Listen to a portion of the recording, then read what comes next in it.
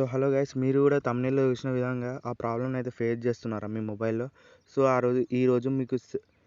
ఈరోజు మీకు సొల్యూషన్ చెప్పబోతున్నాను. సో అంతకంటే ముందు మన ఛానల్ని ఇంకా సబ్స్క్రైబ్ చేసుకోకపోతే సబ్స్క్రైబ్ చేసుకోండి.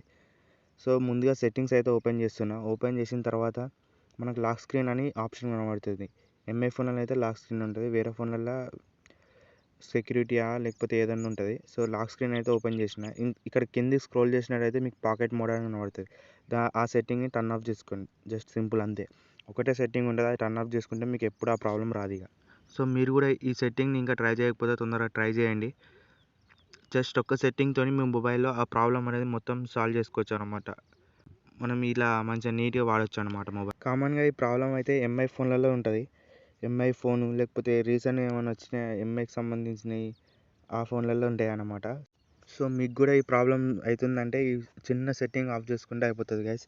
మీకు మళ్ళీ ఎప్పుడు ఈ ప్రాబ్లం అనేది రాదనమాట. సో ఇది చాలా ఇరిటేట్ చేస్తుంటుంది కదా ఈ ప్రాబ్లం అనేది. సో సెట్ చేసుకోండి.